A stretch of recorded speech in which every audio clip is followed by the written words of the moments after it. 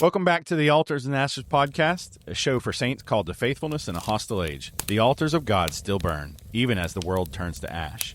Here we remember that our King is on his throne.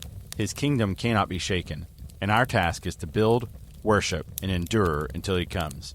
I'm Boyd Dawson Fleming. And I'm Robbie Stringer. I'm Austin Tucker. And today we're talking about Daniel.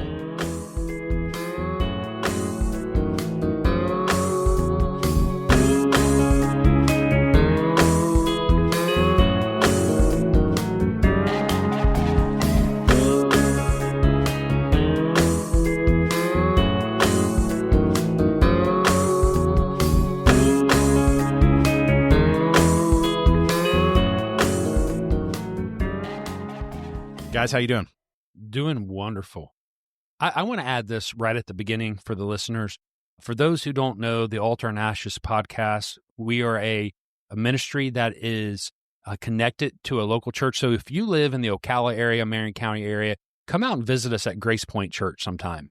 And I promise you, you'll hear exegetical preaching. When I'm preaching, when Pastor Robbie's preaching, it'll be okay. So I'm glad you said that. We really should say that more often. I mean, yeah. This is a ministry. That I'm just okay? We should say that more That is often. 100% what we were going after. I was going to try to Speaking of living in cloak it, exile, but yeah. No, that's exactly what we're talking about. Daniel and living as an exile in Babylon, and so in a way, that's what we are, right? We're exiles living in Babylon. Do you mind if I give a context to that? I would love for you to give some context to that. So, Daniel, he grew up in Judah, in Jerusalem. So, and I can only assume from his life that he was taught about God very, very clearly. Yeah. Now, much of his society was not following the Lord because God pronounced judgment on them, and they were conquered a couple of times, the final time leading to its complete destruction. And so Daniel is taken from a nominally, they wouldn't have used the term Christian, but we'll go ahead and use that term. He's going from a nominally Christian nation where he probably had some people personally in his life that were not just nominal Christians, but sincere Christians teaching him how to worship God, teaching him God's law, teaching him faithfulness, and then being ripped out of that into a situation where he's in Babylon, and they worship these other gods. They have different values, different ways of doing things. Yep. And that's going to create a clash in Daniel's life as he is going to have to decide, am I going to conform, which I'm sure a lot of the other exiles did, or is he going to stay faithful to the God that he had committed himself to? Okay, great. So you want to walk us through, Robbie is a history and Bible teacher, and so this is really his podcast. If I remember right, Brother Robbie, didn't you teach a whole semester on the life of Daniel to our kids? No, that's Life of David. Oh, I thought you taught Daniel. You need to do the life of Daniel and do a whole month on that. I've gone through the book of Daniel with the teens before. Okay, gotcha. Yeah. So why don't you talk us through some of the different various stories, and you can just highlight some of the different things that we see early on. Daniel he's actually in some ways blessed as a captive, and what I mean is that he ended up in a much better situation than a lot of other captives, right? Because he's kind of enrolled in a program that, from what I can tell from Daniel chapter 1, they looked at him and they see this guy's educated, this guy's really got potential, and so he's put into a program where he is taught the language of the Babylonians, the wisdom of them, and all that kind of stuff. In some ways, it'd probably be like going to the average college or university. It'd be like going to Oxford or something, right, basically. Exactly. Yeah. And the thing is, though, that they are, in some ways, blessed by being provided with food. I imagine there's a lot of other captives who were not, where they're like, we're going to give you free education. We're going to give you free food. And he has all this, but he's expected to eat things and drink things that go against the law. Yeah. And he eventually has to say, no, I'm not going to do that.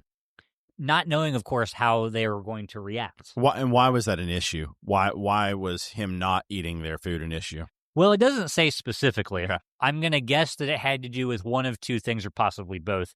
One would be the Jewish dietary laws. Yeah.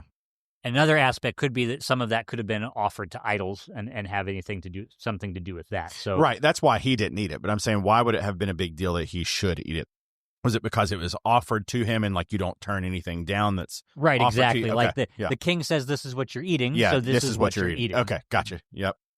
And so he didn't eat, and so he was faithful to the laws of his religion as opposed to the king. And so in reality, what that is him saying there is a king higher than you.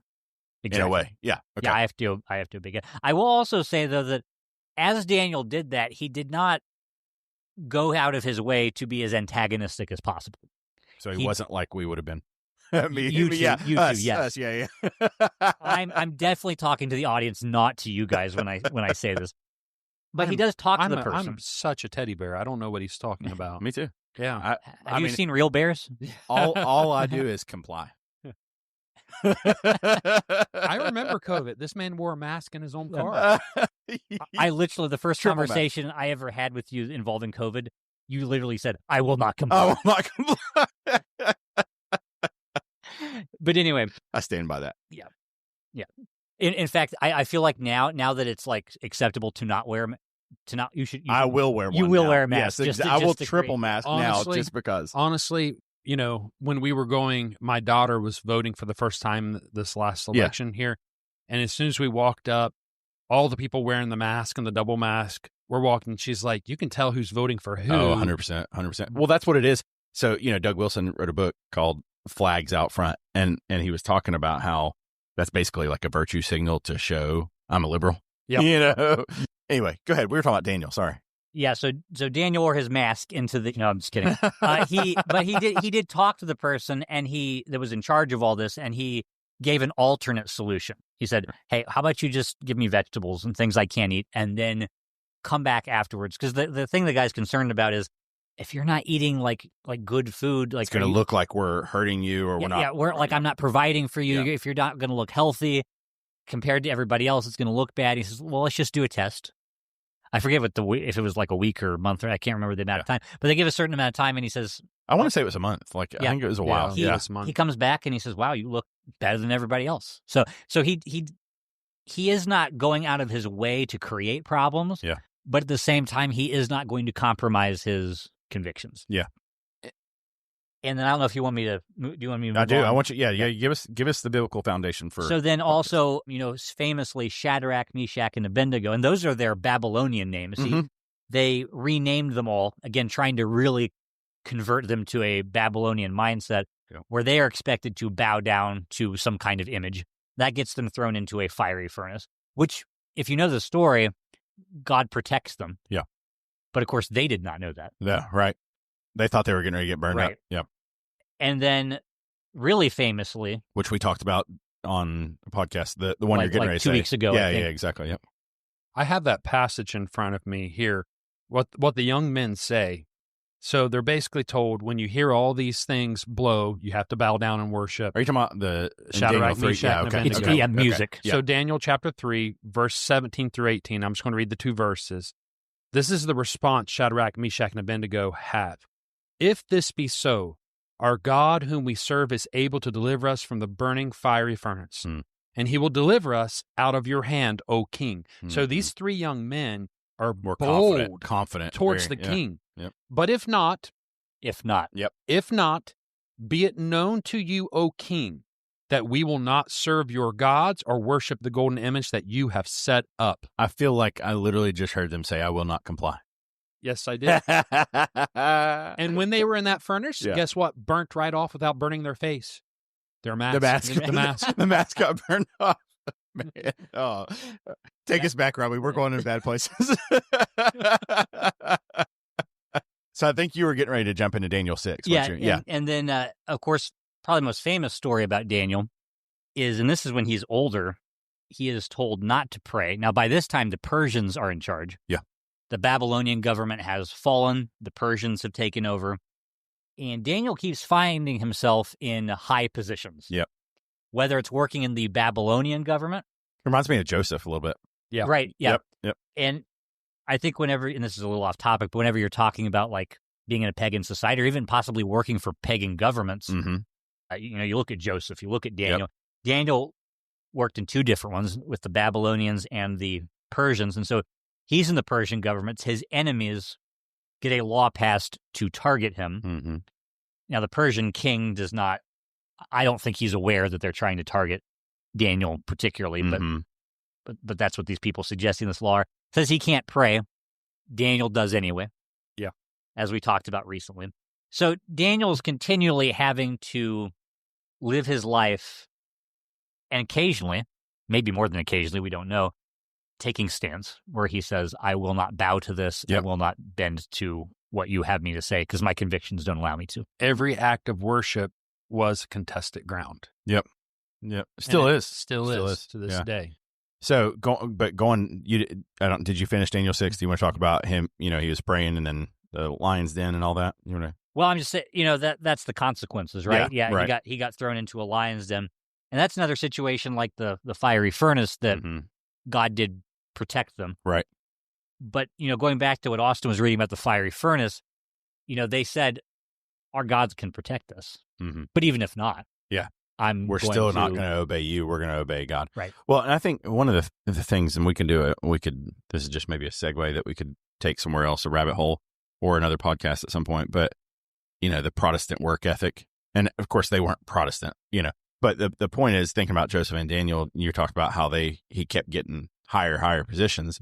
And it's like when you're faithful to God and you're working harder than everybody else because you're working for him, you end up getting in these positions where, you have to make a decision about what's most important.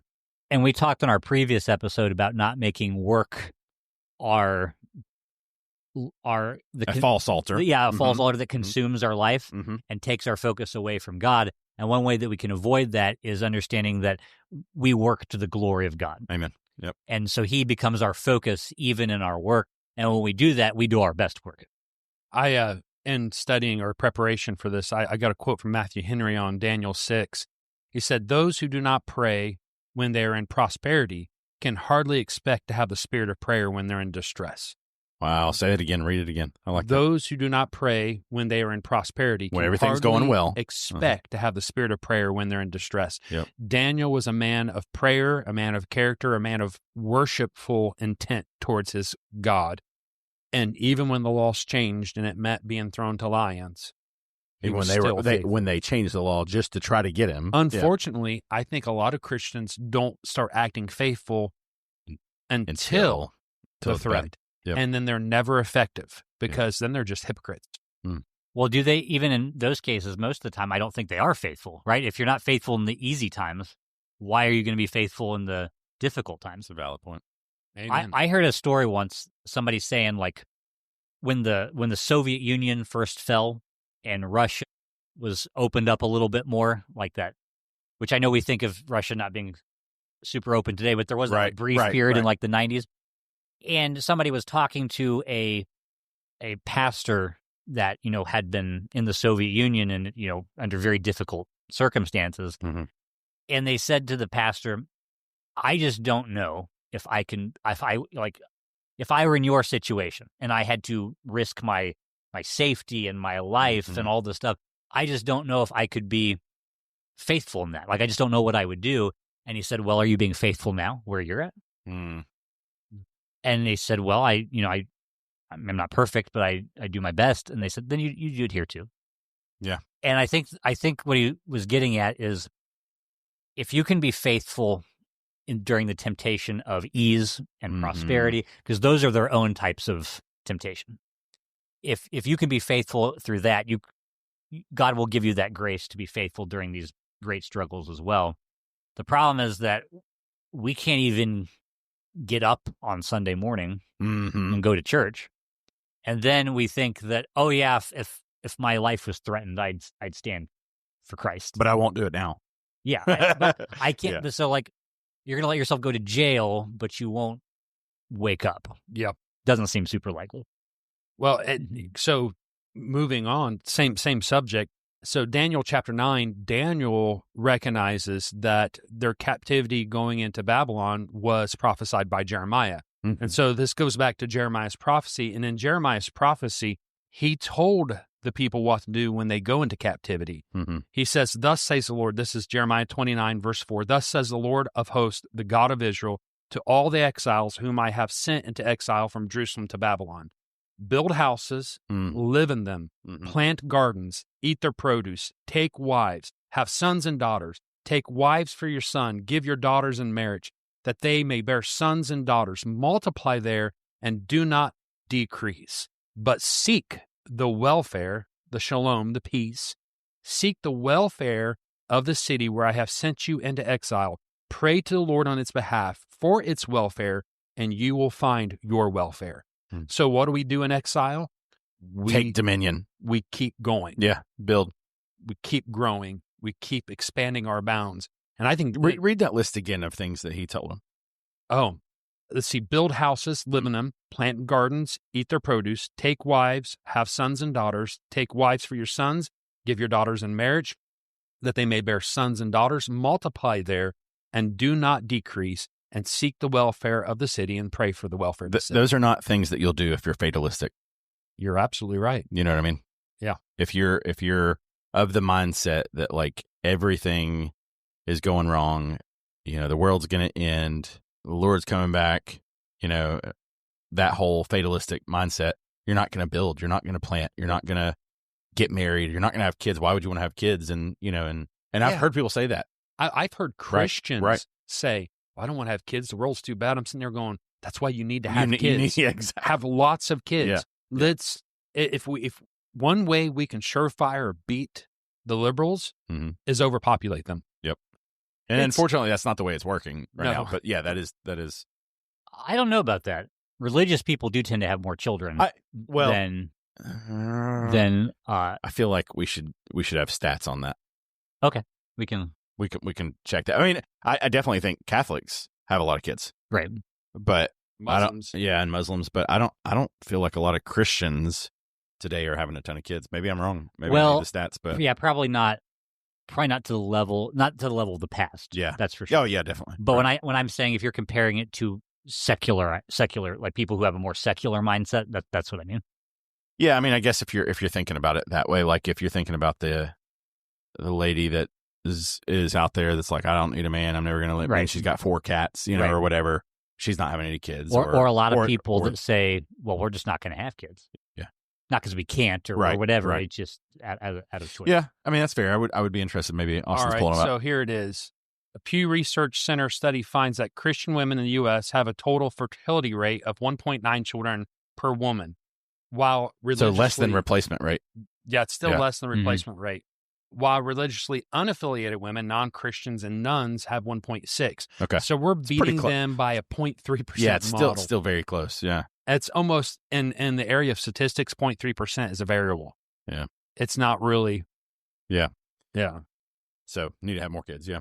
All right. So in this episode, in the last episode, and this is going to throw people for a loop. Last episode, we talked about all these altars that were bad, these false altars.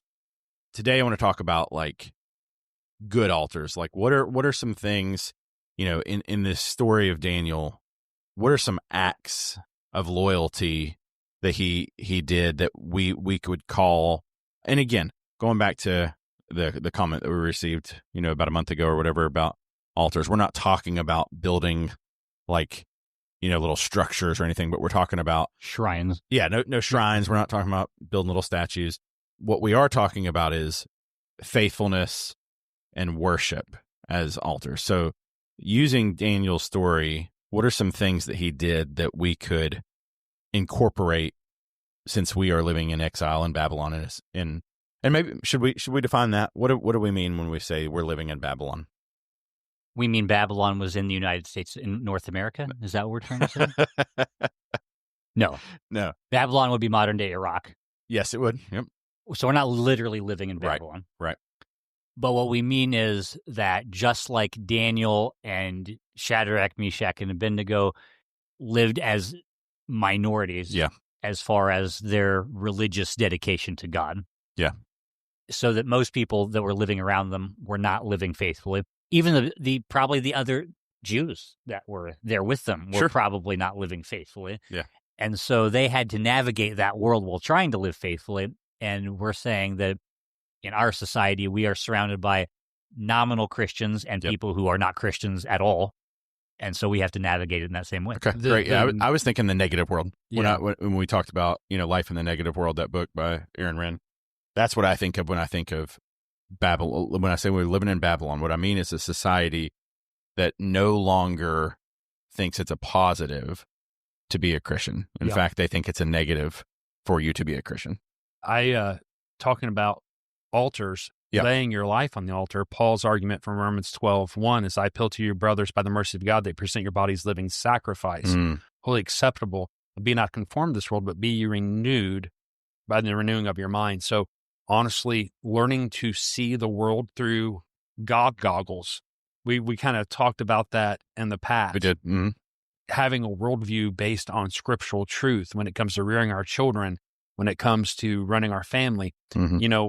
We run a marriage in my family where it's not an equal partnership. It's a covenant to one another with a headship and a patriarchy. These little things are basically like spitting in the culture's face, living biblical separated lives, and people looking at those lives, seeing the fruit of it, the joy of it, the goodness that comes out of it. It's both a testimony and it's a bulwark against the nation itself. Yeah. Well, you read that passage in Jeremiah, and really, like, if you think about it, those are the ways, and we've used the I will not comply a couple times today, but in reality, that's kind of what I'm saying. When I'm getting ready to talk about these altars, what I'm saying is these are ways that we can be obedient to God in the face of a culture that hates you because they hate the God that you serve. Yep. And so I think the first one, is prayer, scripture, and then going back to that list, building. And we talk about that all the time. We've talked about reforming the household. We've talked about what it means to build Christian lives. Is there anything to, and this is just a thought project here. Thought project. That's not what I'm trying to say. What am I trying to Thought experiment. Yeah, thank you. What about when Babylon renamed them and tried to re-educate them and reorder God's people? So was it just that they wanted them to learn, the Babylonian language and the culture, or was it them trying to change them completely? Well, you go throughout history naming something, define something. And so it very much was trying to disconnect them from the culture. Yeah. And I'll remind you, Daniel chapter 1, it was the head eunuch. Anytime you have a ballless man, it's never a good thing. I'm just saying. All right. I didn't hear you talk about that, Robbie. And when you were talking about Daniel 1, I didn't hear you say that. I don't know how I missed that. Yeah. So back to that question, though, like, what do you think? I mean, is there anything to the fact that they were trying to? It's almost like to me, it reminds me of like a re-education camp. Yeah, I think they wanted them to think like Babylonians. So it's like, you have real potential to learn and do all this stuff, but we gotta change your worldview. So would it be equivalent to modern society being like, you're really intelligent, you got to get rid of this like God thing, right? Like that's not real, right? Like science has proven that. You're crazy if you think the world was created in 6 days. Come on. There's even been people who've said things like, you're an intelligent person. Yeah. How are you religious? That type of thing. Yeah. So there's definitely situations where people go through various types of education, like college, universities, even lower levels in high schools and middle schools and things where, you go in thinking one way and you come out thinking a different way. And in some ways that's not necessarily bad as a general thing. Like, hopefully you learn, you grow. And I don't think the same things now that I did 10 years ago because I've learned things since then. If you pay to go get an education and you don't come out different, somehow you've missed the point. There's a problem. Yeah. But there's also the fact that some people intentionally, they have an agenda. Of course. Like all education is not neutral. Right. No education is neutral. Yeah. And so it has a perspective. Worldview. And so what the education of Babylon wanted to do to these boys, these men, Mm-hmm. is to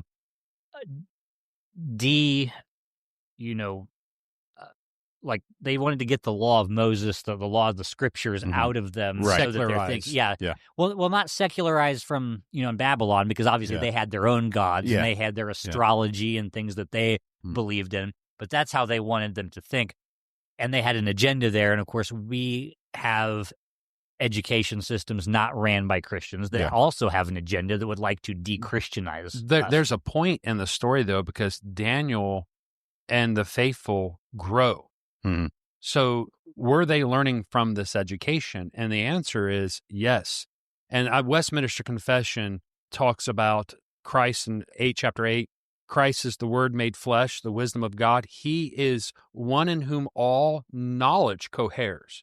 And so Presbyterians are pretty good about saying, all right, all true knowledge is God's knowledge. Yeah.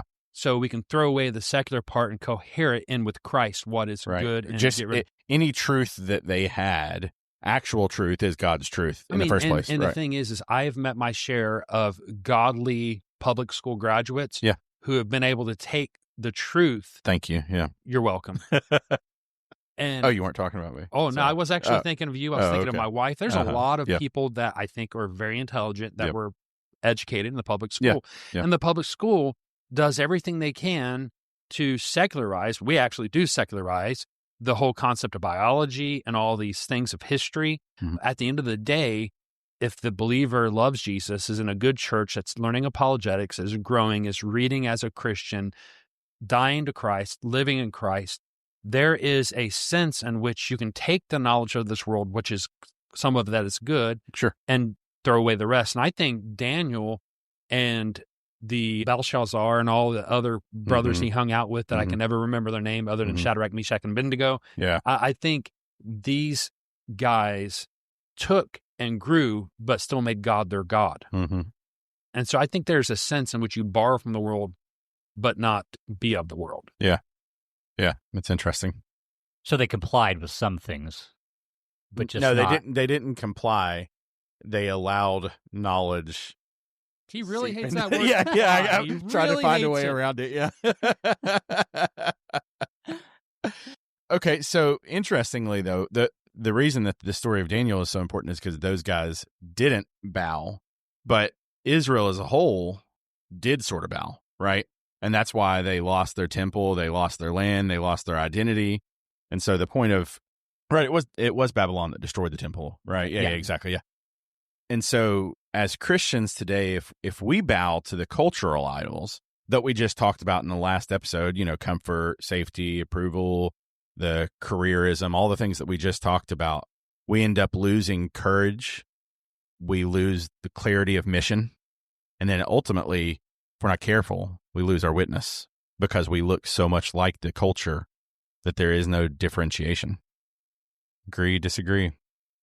I guess what I'm saying is, if we end up bowing to the culture, we become indistinguishable from the culture. Right. So what are some of the things, besides learning that we're supposed to be a vegetarian for 30 days? What are some of the things that we can learn from this? I'm going to do the opposite of Daniel fast. I'm going to eat nothing but steak. There you go. Me too. For 30 days. Let's try that. I'll comply to that. Yeah. All right. So going back to, sort of the practical building, and I'm really glad that you brought in that Jeremiah one, because that wasn't even one that stuck out to me, but that's exactly what we're talking about. How do we build? Because that's what this is about. This podcast is about building in the midst of all the rubble. That's what we talked about the very first episode, and I think the second episode too. But the point of this is to build in the midst of Babylon. So go ahead. When I look at that passage in Jeremiah, a lot of it has to do with rooting yourself in that place. Yep. You build a house. Bloom where you're planted. Sure. Have you never heard that? I've never heard that. Oh, yeah. It's pretty cool. But I'm sure a lot of them were, in fact, I think in some of the prophets, we know that there were some false prophets saying, we're going to go back to the land very soon. Mm-hmm. But Jeremiah was saying, no, there's going to be an entire generation or two before that happens. So what you need to do is you need to stop thinking about going back. That's not happening. You are going to live in this other society that does not worship God. And you know what you need? You need to build a house. Yep. Well, you're not going to build a house if you don't think you're going to be there for a while. Yeah.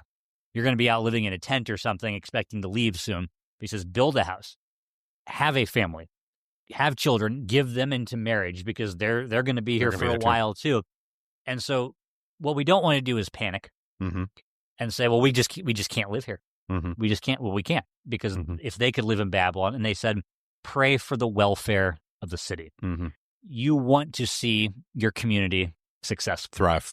You know, when I read Jeremiah 21, I think of household reformation. That's interesting.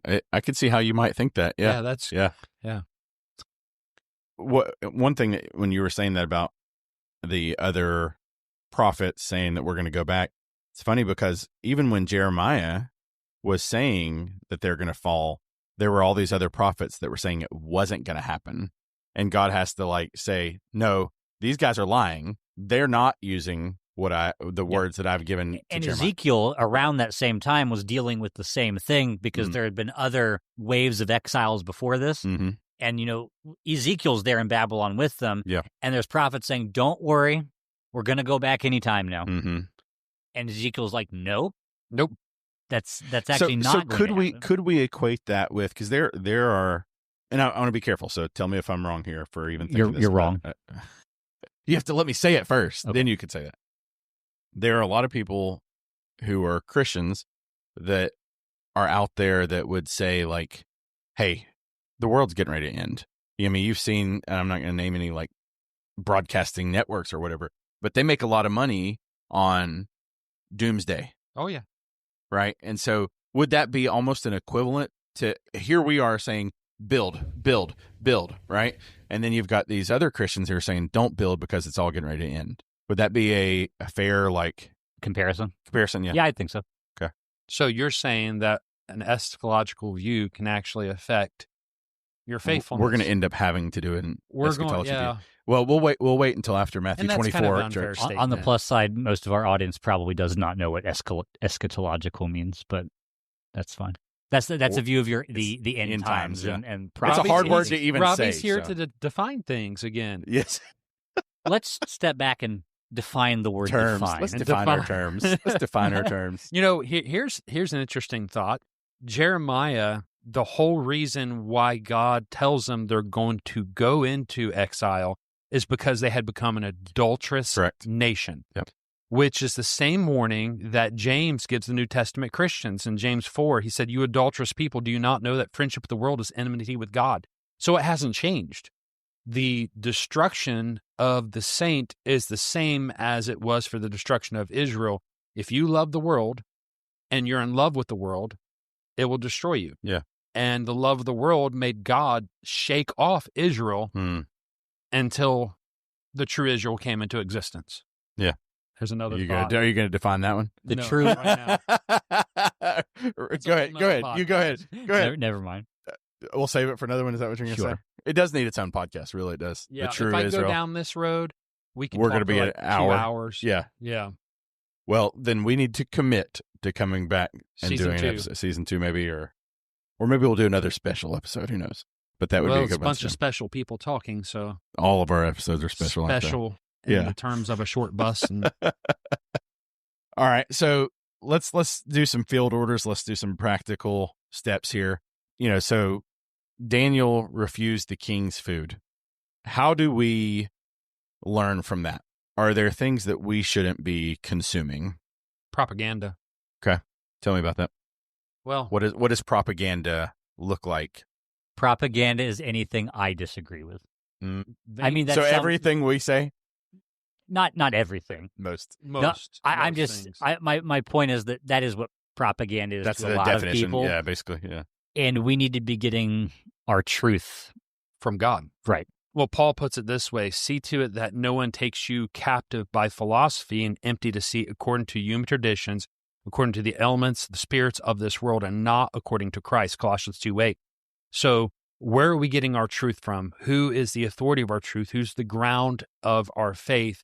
So you've got people who say, yes, I'm a Christian, but yeah, you can murder babies. Yes, I'm a Christian, but people are born gay.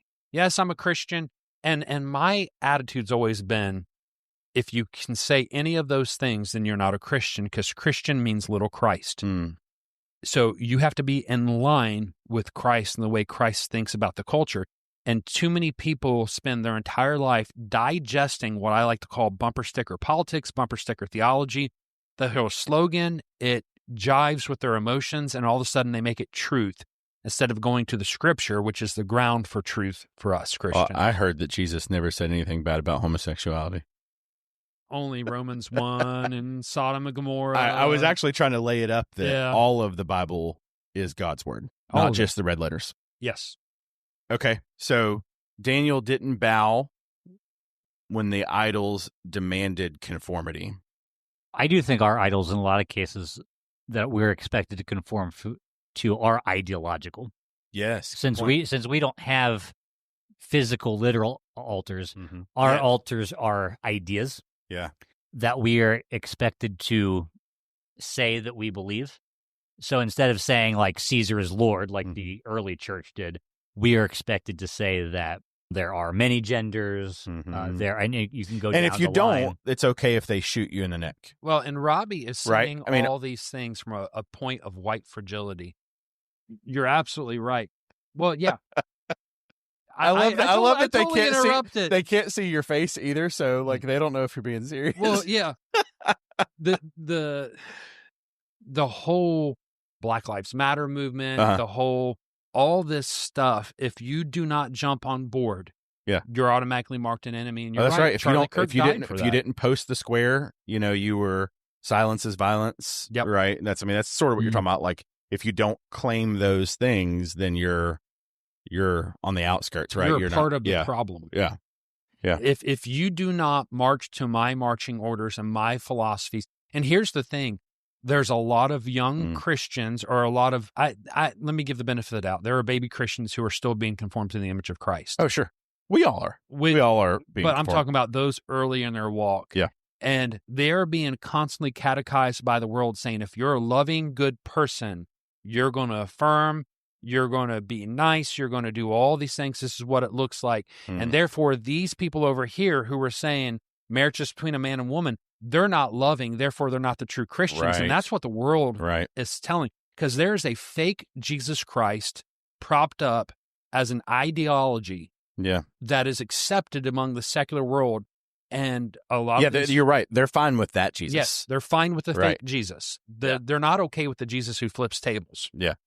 I do think that, like you said, there might be some people earlier in their walk, or they might be listening to the wrong people and not even realize it.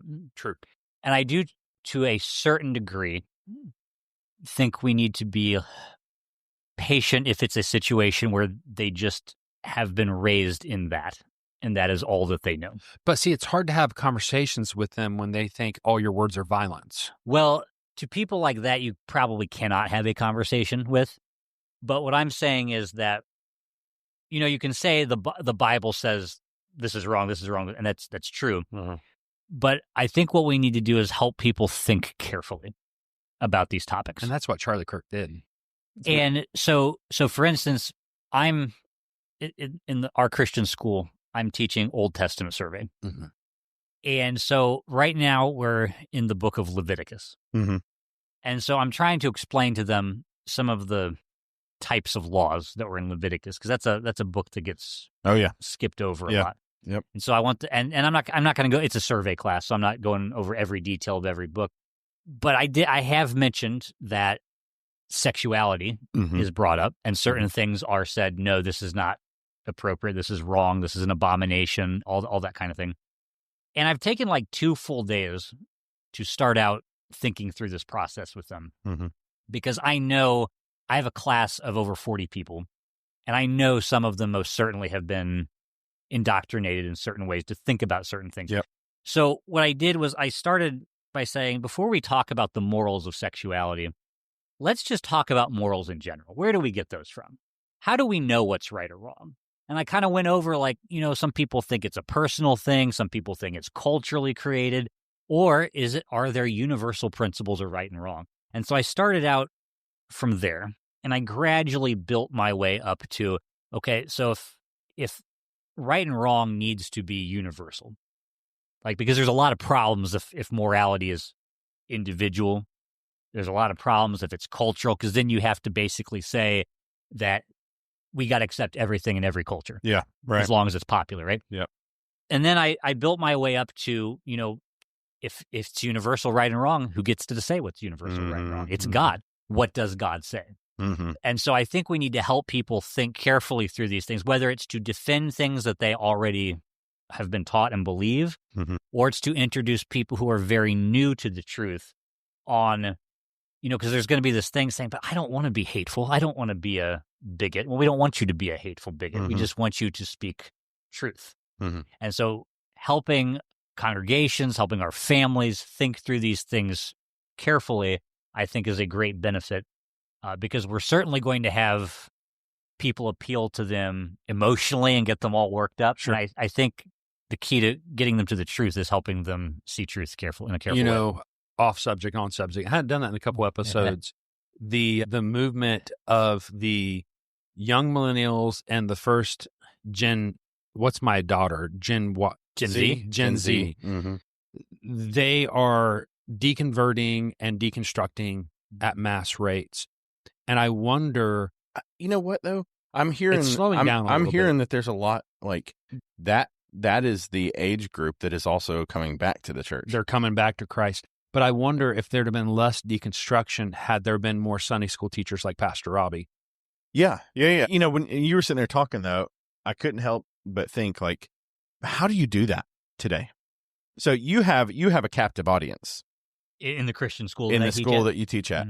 How do we as individuals get people to the point you're saying, like, we need to show them in a culture that has an attention span of 30 seconds? How do you teach anybody anything? I mean, I don't know if some conversations just have to be more than 30 seconds. And so part of it is doing that in our churches. So that's one thing. So that at least the people who are being raised in the church, or people who have recently proclaimed salvation, now know what God says about these things. How do we get that out to the broader culture? How do we get them to sit down for that? That is a more difficult thing. I think personally, like if you meet someone at work or something like that, and they find out your views, say, hey, could I just let's go get some coffee. Can I just explain to you what I believe and why? Yeah. And just kind of hear me out. And I think that would be a help. But of course, if we're looking for a broader audience, trying to get more than one person, that probably involves a level of strategy that is not my calling. So there's two things that I was thinking about there. First thing is, you said, let me go get a coffee with you, tell you what I believe and why I believe it. Part of the problem is most Christians, maybe I shouldn't say most because that's labeling and I probably shouldn't, but there are a ton of Christians that don't know why they believe what they believe. So that's problem number one. All right, that's a problem. The other thing that I was thinking is, that's part of the reason why we're doing Dust and Glory Media, right? Is because that is an avenue where we can teach or reach an audience that is open to reading something, right? If they're on Substack or whatever, they're obviously open to ideas, right? And so as a church, we have to, I guess what I'm getting at is the same thing with this podcast. That's why we're doing the podcast too, right? Like, we've got to get outside the four walls. We've got to teach truth within the walls, and that includes the school, as the ministry of the church. But also, we've got to get these ideas to people where they are. And, to your point, I don't see any value in 30-second sound bites. Like, I don't like surface level conversations. I don't really have time for it. Like, I want deep conversations. So I think if you look at YouTube Shorts, they're hugely popular. That's what I'm saying. They're hugely popular, but can we utilize those as fish hooks? Yes. To the deeper conversation. Well, you can get, if you do enough of them, you can do series of it. And that's kind of where I was going. I'm not that guy. I'm not the 30-second guy. Like, I'll listen to a 2.5 hour podcast, no problem. I'll read an article, I'll read a book, but not everybody will. And so we've got to be able to try to find a way to meet them where they're at. Think about this, though. What is the most popular podcast in America? Well, it's either Joe Rogan or I saw something. Yeah, Joe Rogan is what I was going for. Yeah. He has 2.5, 3 hour conversations with people. Yep. And so I think that there's probably more people out there willing to listen to deep stuff than we think. But, I mean, how much has the church tried to do that? Provided deep stuff. There you go. That's a good point. That's it. So what you're saying is we're going to start doing 3-hour podcasts. Well, no. But we do like 50 minutes, something like that? We usually try to 45 so minutes. We're already there right now. That's more than a short. It is definitely more than a short. You're what right. he's saying, though, is my sermons on Sunday morning are going to go to 3 hours now. Ooh. Once NFL season is over. Those false altars, you know. All right. So going back to the practical, you know, we talked a lot about this in the last one, but Daniel prayed 3 times a day. And so he got in trouble for that, right? And the point is, we've got to keep prayer central to our life. And that means, you know, prayer in your household. That means family worship. That means your own quiet time. You talked about that last episode about how, you know, at first it was hard because you felt like you weren't actively doing something. And so inevitably, we've got to make sure that we're making that a central part of our life. Pouring into culture, part of the Jeremiah command in 21, have houses. I mean, it's literally start businesses, build families, pour into the culture in an active way. To your neighbors, build Christian boroughs. Yeah. Yep. Live life, basically, in a life that honors Christ where you're at. Yeah. And that's the best way to find God's will for your life. Just obey God, read his Bible, and keep moving forward. It's good. I like that. And essentially what you're saying is live as a witness, right? Let your life be a witness in the sense that, go ahead. I do mean that, but, you know, and that going back to that Jeremiah passage, it's, and also kind of stuff like start a business, do all this, like you're going to work, you're raising a family, you're doing those are the things that God has called us to do. Yeah. And I think a lot of people miss that. They think that I'm stuck doing all this stuff, and the things that are really for God is reading my Bible and going to church. And those are, for sure. Mm-hmm. But we also do all those other things to the glory of God. So Paul summarizes it this way, Philippians 2:15, talking about the Christian walk, that you may be blameless, innocent, children of God, without blemish, in the midst of a crooked and twisted generation, among whom you shine as lights in the world. Yeah. So we're just to be beacons. Yeah. Salt and light. Yeah. So we want to be families that refuse to bow to the altars and choose instead to keep the flame of worship alive in our homes and in our businesses and our church and our lives. Keep the fire burning. Keep the fire burning. That's right. All right. Anything else you want to touch on for Daniel? I mean, we like I said, we touched on him a couple episodes ago, but he mentioned earlier about what we're doing. Some of y'all might be listening to this podcast through Apple Podcasts or Spotify, but you can actually find this on Substack. In fact, we have a direct address, our dustandglorymedia.com, dustandglorymedia.com. You ought to go there. There's articles every week by multiple us three, multiple times a week, plus every now and then guest writers. Yep. So. Yep. You're right. And I mean, ultimately, we plan on doing even more. So we'll keep that going. But thanks for listening to the Altars and Ashes podcast. Remember, the false altars of this age will fall. Do not bow to them. Christ's kingdom will stand. Do not despair at the ashes. Instead, worship the King, build his kingdom, and keep the fire burning.